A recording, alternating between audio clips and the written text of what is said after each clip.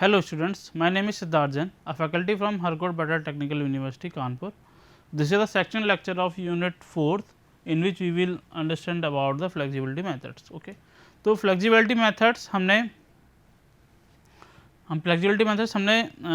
Previous class में देखा था और एक क्वेश्चन ट्राई किया था, उस क्वेश्चन को कंप्लीट करते हैं।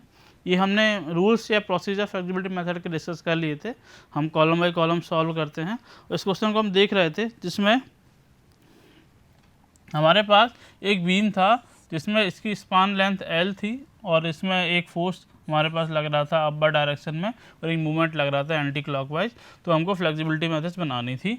तो यहाँ पर दो डायरेक्शन में फोर्सेस लग रहे हैं, that direction is 1 and direction is 2। तो फ्लेक्सिबिलिटी मेथड्स हमारी बनेगी कितने ऑर्डर की, 2/2 ऑर्डर की। ठीक है, F11, F21, F12,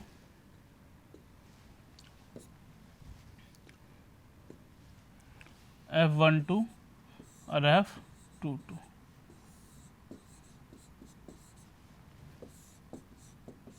ठीक, तो हमने पहला कॉलम सॉल्व कर लिया था। पहला कॉलम का मतलब दोबारा समझ लेते हैं। पहला कॉलम का मतलब क्या था कि हम लोड लगाएंगे, या F11 की बात कर लेते हैं, लोड लगाएंगे, यूनिट लोड लगाएंगे वन डायरेक्शन में, डिफ्लेक्शन देखेंगे वन डायरेक्शन में। तो load one direction, deflection one direction में, तो ये हो जाएगा L3/3i। L3/3i कैसे आया, आप मेरे ख्याल से आपको समझ में क्या हो, मैं दोबारा समझा देता हूँ। अगर हम डिफ्लेक्शन की बात करें इस लोड के कारण अपर डायरेक्शन में, तो कितना हो जाएगा, वो कैंटिलीवर में अगर पॉइंट लोड लग रहा है एंड में, तो हो जाता है PL3/3i। और फ्लेक्सिबिलिटी क्या होती है, फ्लेक्सिबिलिटी होती है हमारे पास होती है डेल्टा बाई पी। तो P C P cancel out हो जाएगा, तो यहाँ से एफ आ जाता है L3/3i। ठीक है, मेरे ख्याल से आप समझ में आओगे। इस तरीके से हम बाकी चीज़ भी देखेंगे, बाकी चीज़ भी निकालेंगे जिससे फ्लेक्सिबिलिटी डायरेक्ट, अब हम डायरेक्ट फ्लेक्सिबिलिटी लिखेंगे लेकिन तरीका यही होगा जो आपको समझ में आ गया होगा। ठीक है, ठीक। अब अगले कॉलम की बात कर लेते हैं, अगले F21 की बात कर लेते हैं। तो F21 को समझते हैं, F21 है क्या है। तो F21 का मतलब क्या है, F21 का मतलब है कि हमारे पास डिफ्लेक्शन या फ्लेक्सिबिलिटी निकालनी, या डिफ्लेक्शन डायरेक्शन निकालना है टू डायरेक्शन में, और लोड यूनिट लोड किस डायरेक्शन में लग रहा है, वन डायरेक्शन में। तो वन डायरेक्शन में लोड लग रहा है, डिफ्लेक्शन क्या होगा, डिफ्लेक्शन ध्यान रखना टू डायरेक्शन नेचर है मूवमेंट का, मूवमेंट का नेचर है। तो यहाँ पर जो डिफ्लेक्शन करस्पॉन्डिंग आएगा वो आएगा थीटा, ना डेल्टा। तो वन पर लोड लग रहा है तो इसका कारण थीटा कैसा आता है, थीटा आता है PL²/2i, पी हट जाएगा तो यहाँ पर हो जाएगा L²/2ei। ठीक है, सिंपल सी बात है। अब हम बात कर देते हैं दूसरे कॉलम की, ये हो गया हमारा पहला कॉलम। दूसरे कॉलम की बात करते हैं F12। F12 का मतलब समझते हैं। F12 का मतलब क्या होता है, F12 का मतलब है कि deflection in one direction due to the load in two direction. अब लोड यहाँ पर लग रहा है रोटेशन यानी कि मूवमेंट, और डिफ्लेक्शन देखना है हमको डेल्टा। तो मूवमेंट के कारण डेल्टा क्या आता है, जब किसी एंड कैंटिलीवर पर एंड पॉइंट पर एक मूवमेंट जनरेट हो जाता है तो यहाँ पर डेल्टा की वैल्यू कितनी होती है, हम सभी जानते हैं डेल्टा की वैल्यू होती है mL²/, या मैं डायरेक्ट लिख रहा हूँ mL²/2ei, लेकिन ये यूनिट हो जाता है। तो हमारे पास F12 की वैल्यू हो जाएगी L²/2ei। ठीक है, अगला देख लेते हैं F22। F22 सिंपल है। F22 का मतलब क्या है, rotation in force in two, deflection in two direction due to the load in two direction. तो लोड हमारे पास क्या लग रहा है, रोटेशनली लग रहा है, और डिफॉर्मेशन भी कैसा आएगा, रोटेशनली आएगा। तो इस m के कारण रोटेशन कितना आता है हमारे पास, mL/ei। m1 वैल्यू हो जाएगी, इसकी वैल्यू हो जाएगी L/ei। ठीक है, सारी वैल्यू आ चुकी हैं। इन सारी वैल्यू को हम मैट्रिक्स के फॉर्म में लिख रहे हैं। देन अगला हम देखते हैं प्रॉपर्टी से मैच कर रहा है कि नहीं कर रहा है। तो मैट्रिक्स के फॉर्म में इसको लिखते हैं, this is 1, this is 2, small l, matrix form में लिखते हैं। तो मैट्रिक्स हमारी क्या थी, Fij, F11 की वैल्यू कितनी है हमारे पास, F11 की वैल्यू है L3/3i, लिख लेते हैं।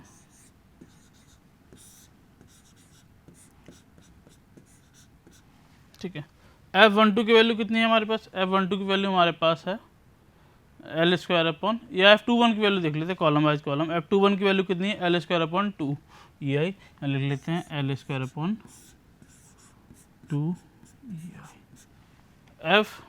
F12 की वैल्यू कितनी है हमारे पास, F12 की वैल्यू भी हमारे पास है L² और F22 की वैल्यू है L/EI। तो ये हमारे पास L² 2EI, this is L/EI। ये हमारे पास मैट्रिक्स आ गई 2/2 की। अब हम मैच करते हैं प्रॉपर्टीज़। प्रॉपर्टीज़ हमारे पास क्या क्या थी, हमारे पास स्क्वायर सिमेट्रिकल मैट्रिक्स होगी, स्क्वायर है क्या, सिमेट्रिकल है। सिमेट्रिकल का कंडीशन क्या होती थी, अगर 2/2 की है तो सिंपल है, दो ही टर्म होगी F12 इक्वल टू F21। क्या इसमें F12 इक्वल टू F21 है, बिल्कुल बराबर है, F21 F12 के बराबर है विथ साइन, साइन भी बराबर होना चाहिए, साइन भी बराबर है, यानी कि हमारा क्वेश्चन सही जा रहा है, ये सही है चीज़, ठीक है। तो ये हो गया हमारा आंसर इस क्वेश्चन का। अब हम फ्लेक्सिबिलिटी मैट्रिक्स बनाएंगे, थोड़े हार्डर क्वेश्चन की, इसके बाद एक और एप्लीकेशन इसका देखेंगे और बात करेंगे। तो अब एक क्वेश्चन और देखते हैं। अब यहाँ पर 3 फोर्स मेंबर हैं, सब आपको दिख रहे होंगे, बट यहाँ पर हम कुछ चीज़ करते हैं, ये हम मानेंगे 1, ये मानेंगे 2 और इसकी डायरेक्शन चेंज कर देंगे, ये हो जाएगा 3। अब आपको और चीज़ें भी समझ में आएंगी अच्छी तरीके से, ठीक है। और लेंथ ऑफ ए स्पान है स्मॉल l। अब यहाँ पर 3 डायरेक्शन है, 3 फोर्स मेंबर है। एक चीज़ और देख लेते हैं, क्या ये स्ट्रक्चर स्टेबल था, बिल्कुल स्टेबल है, हमारे पास स्टेबल दिख ही रहा है, ठीक है ना, और ये भी स्टेबल है, ठीक है। अब बात कर लेते हैं, इसमें 3 फोर्स डायरेक्शन लग रही है, तो इसकी फ्लेक्सिबिलिटी मैट्रिक्स हमारी कैसे बनेगी, इसकी फ्लेक्सिबिलिटी मैट्रिक्स हमारी बनेगी 3/3 की। 3/3 में कंपोनेंट क्या क्या होंगे, 3/3 में कंपोनेंट होंगे F11, F21, F31, या इस तरीके से लिख लेते हैं F12, F13, F22, F23, F32, F33, 3/3 का हमारे पास मैट्रिक्स है, ठीक है, बनेगा, ठीक है। अब हम इसको कॉलम बाई कॉलम सॉल्व करेंगे, ध्यान से अच्छी तरीके से सॉल्व करेंगे, देखेंगे क्या है। तो पहला कॉलम सॉल्व करेंगे हम, सबसे पहले पहले कॉलम की बात करेंगे, तो कॉलम नंबर 1, कॉलम नंबर 1 में सबसे पहले बात करेंगे F11 की। F11 का मतलब क्या है, F11 का मतलब है कि force in displacement in one direction due to the force in one direction. तो हम इस बीम को आगे की तरफ खींचते हैं, तो कोई लोड लगाया जा रहा है, तो लोड का डिफ्लेक्शन कितना आता है, लोड का डिफ्लेक्शन आता है PL/AEI, पी हट जाएगा तो L/AE, इसको हम कैपिटल मान लेते हैं, ठीक है, ठीक, L/AE, ठीक है। दूसरा बात करते हैं, दूसरा हमारा हो जाएगा F21। F21 का मतलब क्या है, F21 का मतलब है कि displacement in 2 direction due to the load is 1 direction. तो हमको ये आप समझाओ या समझ सकते हैं कि 1 डायरेक्शन में अगर हम लोड लगा रहे हैं, तो क्या 1 डायरेक्शन में लोड लगाने के कारण कोई भी डिस्प्लेसमेंट 2 डायरेक्शन में हो सकता है। अगर हम हॉरिजॉन्टल डायरेक्शन में इसको खींच रहे हैं, तो हॉरिजॉन्टली खींचेगा, ये इधर दिया बेंड नहीं होगा, इधर ऊपर नहीं जाएगा, ना नीचे बेंड होगा। तो इस डायरेक्शन में फोर्स लगाने के कारण कोई भी डिस्प्लेसमेंट 2 डायरेक्शन में नहीं होगा, तो फ्लेक्सिबिलिटी की वैल्यू ऑब्वियस सी बात है कि यहाँ पर 0 हो जाएगी। उसी तरीके से अगर हम F31 की बात करें, F31 भी सेम होगा कि 1 डायरेक्शन में फोर्स लगा रहे हैं, 3 डायरेक्शन में क्या होगा, 1 डायरेक्शन में अगर फोर्स लगाया तो 3 डायरेक्शन में कोई भी डिस्प्लेसमेंट नहीं आएगा, क्योंकि वो आगे की तरफ कर रहा है, कोई भी रोटेशन नहीं आएगा, रोटेशन नहीं आएगा तो F31 की वैल्यू भी हमारे पास यहाँ पर 0 हो जाएगी, ठीक। अब हम बात करते हैं अगले कॉलम की, ठीक है, कॉलम नंबर 2 की बात करते हैं।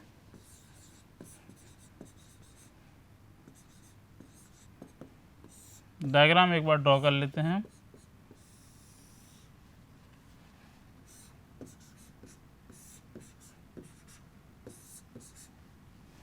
ठीक, ये 1 है, ये 2 है, ये 3 है, ठीक, 3 है।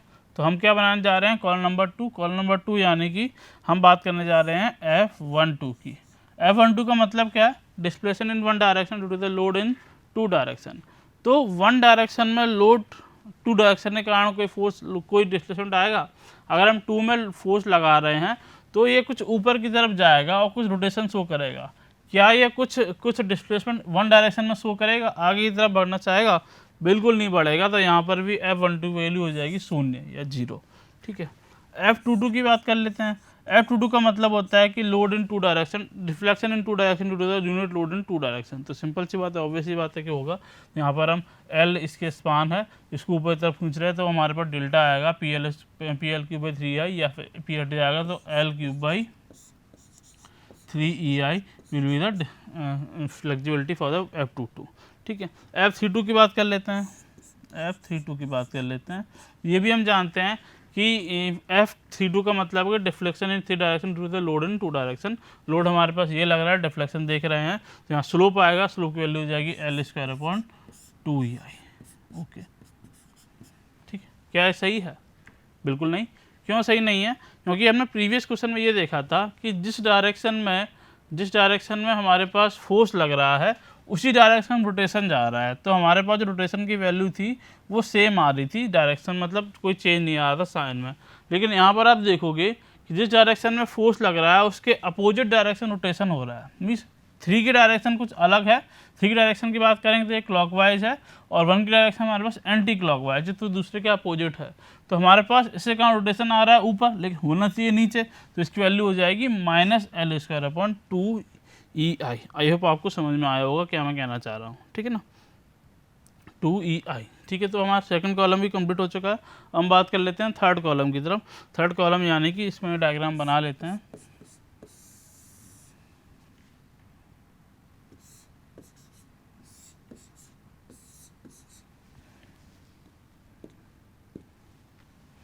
This is 1, this is 2, this is 3।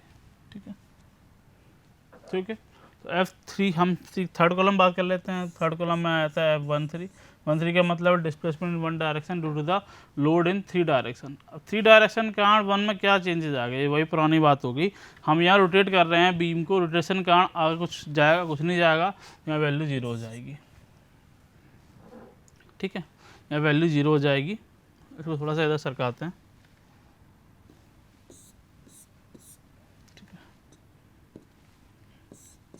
F13 की वैल्यू हो जाएगी 0। F23 की बात कर लेते हैं। तो 3 के कारण 2 में क्या होगा, बिल्कुल कुछ होगा। 3 के कारण रोटेशन जा रहा है, ठीक है, लेकिन रोटेशन जा रहा है, हम देखते हैं थीटा, तो मूवमेंट के कारण जो थीटा होता है, मूवमेंट के कारण जो डेल्टा होता है वो क्या होता है, PL²/2I। लेकिन डायरेक्शंस अलग अलग हैं। 3 डायरेक्शन हमारी क्लॉकवाइज है, लेकिन हम चाहते हैं कि 2 में हो, तो ये हो जाएगा -L²/2EI। ठीक है, लास्ट F33 का मतलब सभी जानते हैं।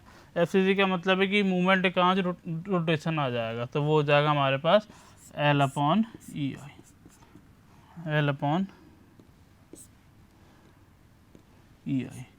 क्या इसकी वैल्यू माइनस में होगी, क्योंकि नीचे जा रहा है भैया, नीचे का नहीं, इसकी वैल्यू माइनस नहीं होगी, ये समझना इंपॉर्टेंट है। क्योंकि यहाँ पर हम बात कर रहे हैं displacement in 3 direction due to the load in 3 direction. तो डिस्प्लेसमेंट 3 डायरेक्शन जो देख रहे हैं वो लोड के डायरेक्शन में ही है। जिस डायरेक्शन में लोड जा रहा है उस डायरेक्शन में डिस्प्लेसमेंट जा रहा है, तो दोनों एक डायरेक्शन में है। अगर हम यहाँ बात करते हैं अब F22 में, तो यहाँ पर उल्टा था, यहाँ पर हम दूसरे डायरेक्शन में डिफ्लेक्शन देख रहे थे जो लोड के डायरेक्शन के अपोजिट था, तो यहाँ नेगेटिव है, लेकिन यहाँ नेगेटिव वैल्यू नहीं आएगी। ठीक है, तो सारे कॉलम हमने सॉल्व कर लिए हैं। क्या हम अपने फ्लेक्सिबिलिटी मैट्रिक्स बना सकते हैं? बिल्कुल बना सकते हैं। यहाँ बनाते हैं Fij, बनाते हैं F11, सारी वैल्यू पुट करते हैं, तो एक एक करके सारी वैल्यू देखते हैं। तो सबसे पहले F11 की वैल्यू हमारे पास थी L/AE। F21 F31 की वैल्यू 0 0 थी, तो यहाँ पुट कर लेते हैं L/,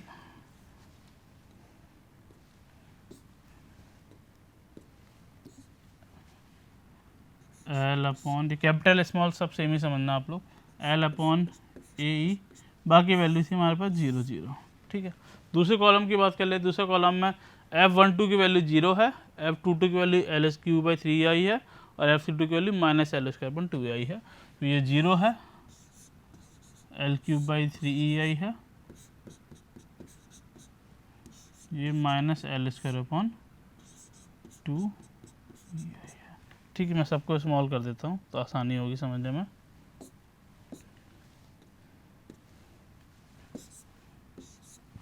ठीक है, तीसरे कॉलम की बात करते हैं। तीसरे कॉलम आपके सामने है, ये F13 की वैल्यू हमारे पास 0 है, F23 की वैल्यू हमारे पास -L²/2EI है, और लास्ट में F33 की वैल्यू हमारे पास L/EI है।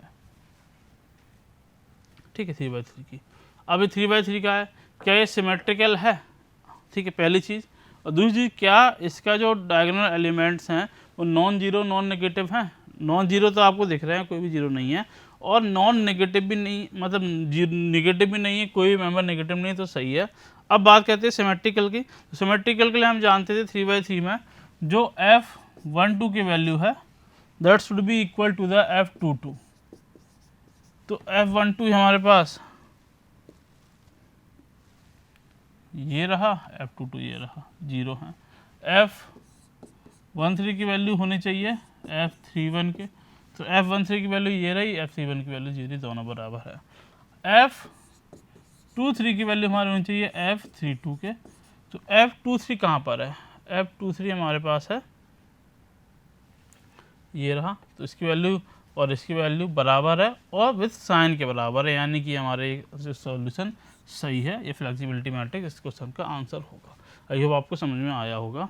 अब हम इस फ्लेक्सिबिलिटी मेथड का एक लास्ट क्वेश्चन को डिस्कस करेंगे जो काफ़ी टिपिकल रहा है, आप बोल सकते हैं, जो थोड़ा सा अच्छा क्वेश्चन होगा। इतना अच्छा लेवल क्वेश्चन आपको यूनिवर्सिटी लेवल पर मिल सकता है 10 नंबर का। तो इस क्वेश्चन को देखेंगे, इसके बाद फ्लेक्सिबिलिटी मेथड बीम के लिए ख़त्म हो जाता है।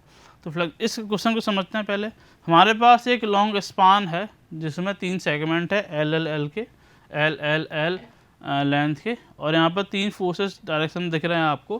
पहला लोड लग रहा है 1 डायरेक्शन में, दूसरा लग रहा है 2, तीसरा लग रहा है 3। ठीक है, अब इसके हम फ्लेक्सिबिलिटी मैट्रिक्स बनाते हैं।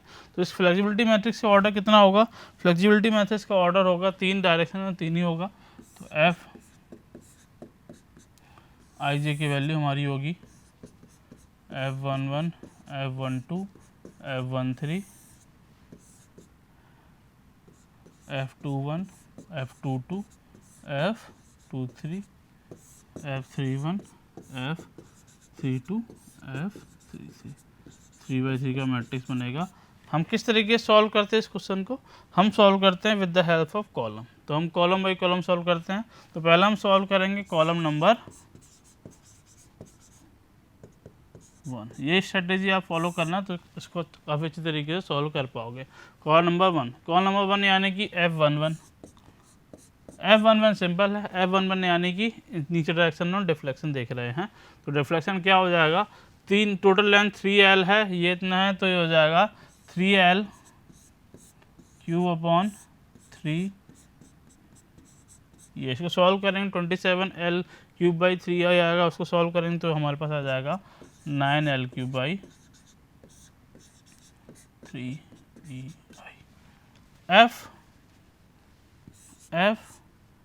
F21 को सॉल्व करते हैं। F21 को ध्यान समझते हैं। जब भी हम कॉलम को सॉल्व करते हैं तो इन दोनों को हटा दो। पहली बात तो इन दोनों को बिल्कुल हटा दो, निगलेक्ट कर दो। ठीक है, इन दोनों को निगलेक्ट कर दो, फिर सॉल्व करो। तो हम अच्छी तरीके से सॉल्व करते हैं।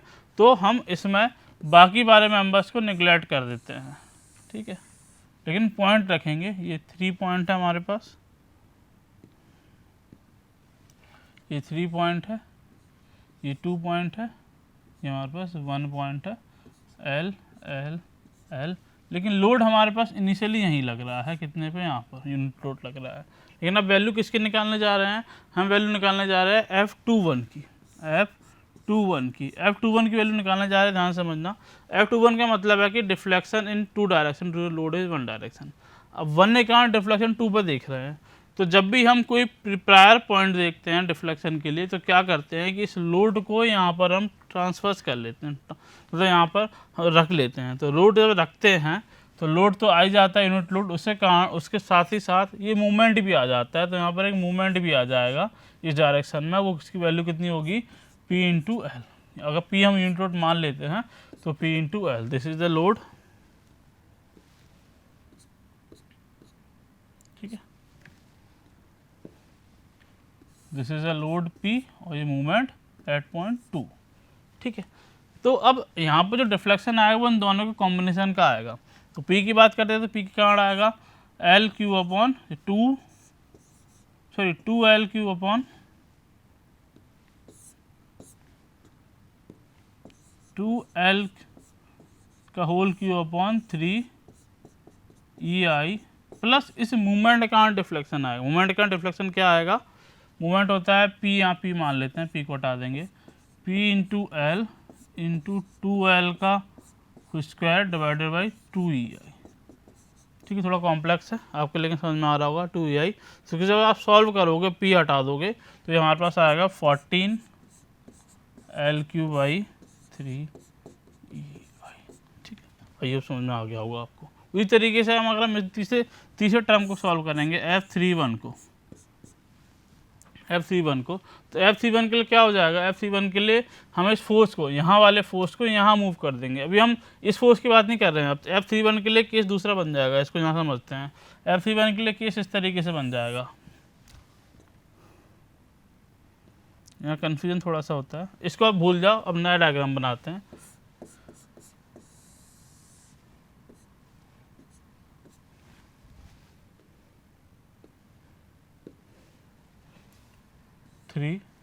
सॉरी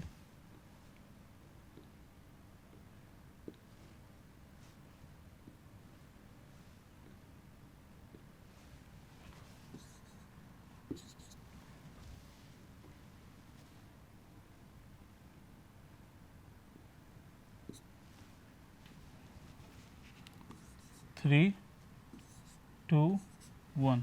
ओके, अब यहाँ पर हमारे पास इनिशियली लोड लग रहा था कितना? P।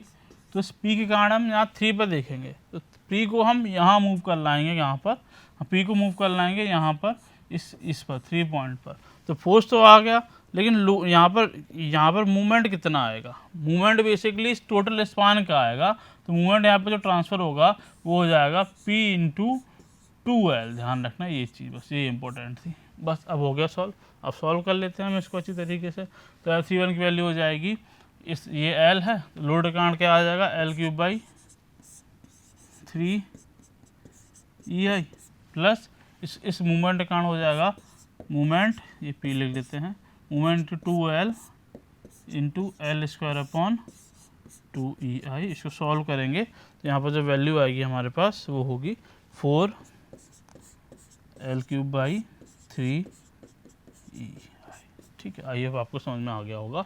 तो इस तरीके से सेकंड कॉलम, इस तरीके से फर्स्ट कॉलम सॉल्व हो जाएगा। ठीक है, थोड़ा सा लंबा है। अब दूसरे कॉलम की बात कर लेते हैं। अब दूसरे कॉलम कैसे सॉल्व होगा? दूसरा कॉलम भी सिंपल है, दूसरा कॉलम को भी सॉल्व कर लेते हैं। दूसरा कॉलम के लिए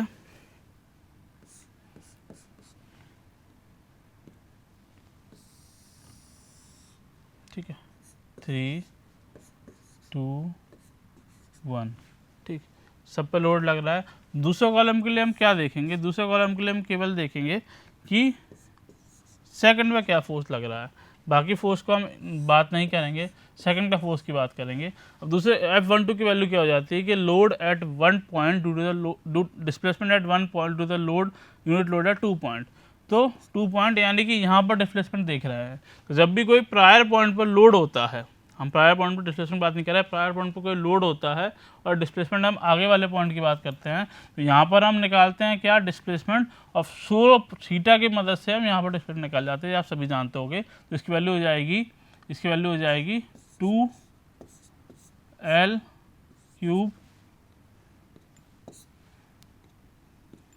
2L³/3EI।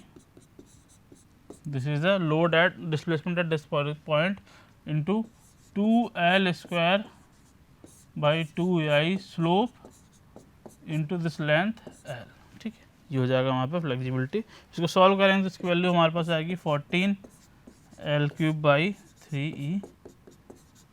पहला हाँ पॉइंट सॉल्व हो गया। F22 की वैल्यू बात कर लेते हैं।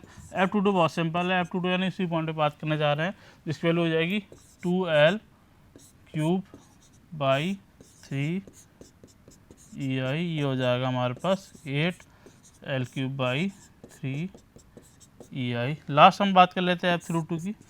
F32 का मतलब 3 पॉइंट पर निकालने जा रहे हैं। अब यहाँ पर प्रायर पॉइंट है, ध्यान रखना प्रायर पॉइंट है। तो प्रायर पॉइंट के लिए अगर हम डायग्राम बनाना चाहें, प्रायर पॉइंट के लिए डायग्राम बनाना चाहें, दिस इज 3, दिस इज 2। 1 को ये हम कंसीडर करते हैं, लेकिन कोई मतलब नहीं है। 2 पॉइंट पर लोड लग रहा है, इसको यहाँ शिफ्ट करेंगे तो तो यहाँ एक लोड आ जाएगा P, मूवमेंट कितना आ जाएगा, दिस P इंटू एल, बस यही इंपॉर्टेंट है, P इंटू एल। तो यहाँ हो जाएगा हमारे पास L cube by 3EI plus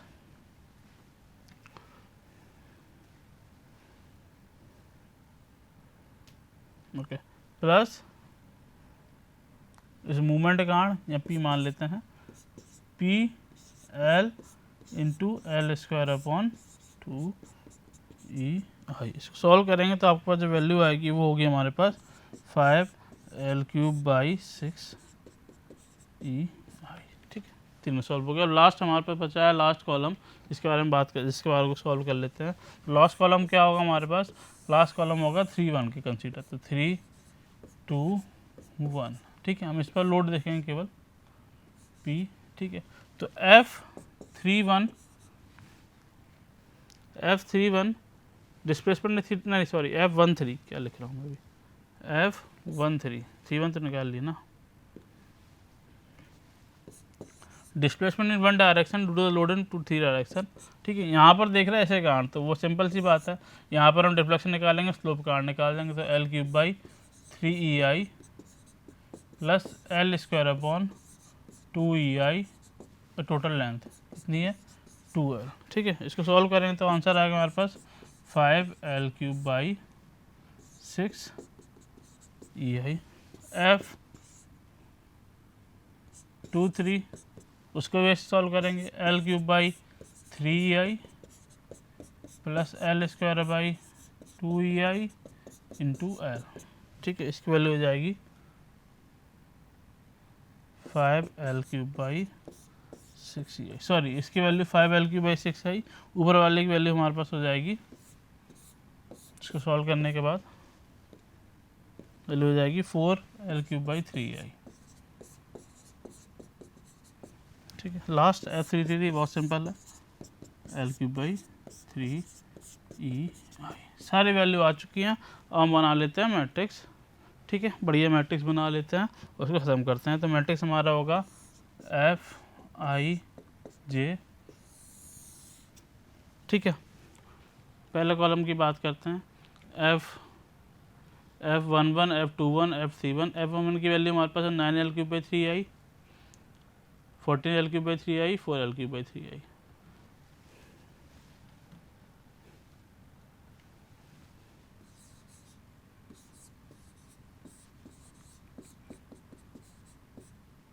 तो 9L cube by EI only, 3 से 3 कैंसिल हो जाएगा, 14L cube by 3EI, 4L cube by 3EI।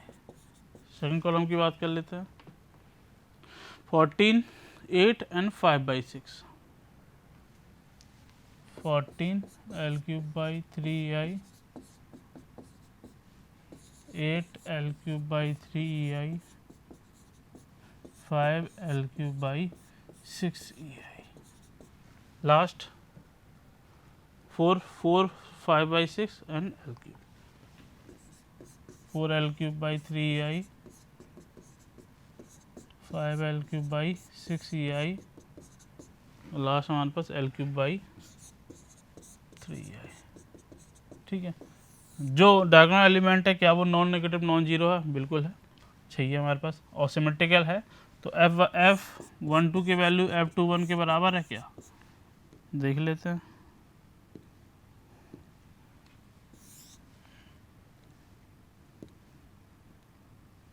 बिल्कुल सही है, इसके बराबर है। F31 की वैल्यू F13 के बराबर है क्या, बिल्कुल सही है। F23 की वैल्यू F32 के बराबर है क्या, बिल्कुल सही है। तो यानी कि हमारा मैट्रिक्स सॉल्व है। आई होप आप लोगों को ये क्वेश्चन समझ आया होगा। तो इससे यार टिपिकल क्वेश्चन कभी भी पूछे नहीं जा सकते हैं, लेकिन आपको अगर प्रैक्टिस करनी है तो आप एक क्वेश्चन प्रैक्टिस कर सकते हैं, जिसको हम यहाँ पर शो करते हैं। या आप इस क्वेश्चन को प्रैक्टिस कर सकते हैं जिसमें हमारे पास एक सिंपली सपोर्टेड बीम है और यहाँ पर दो मूवमेंट लगे जा रहे हैं अलग अलग पॉइंट पर। इसको मान लेना 1, इसको मान लेना 2, इसको मान लेना 3 और दिस इज L/2 L/2। इस क्वेश्चन को आप सॉल्व कर सकते हैं एक प्रैक्टिस के लिए, लेकिन बाकी आपको समझ में आ गया होगा। सो आई होप आपको सारा कंटेंट समझ में आएगा। Thank you for watching.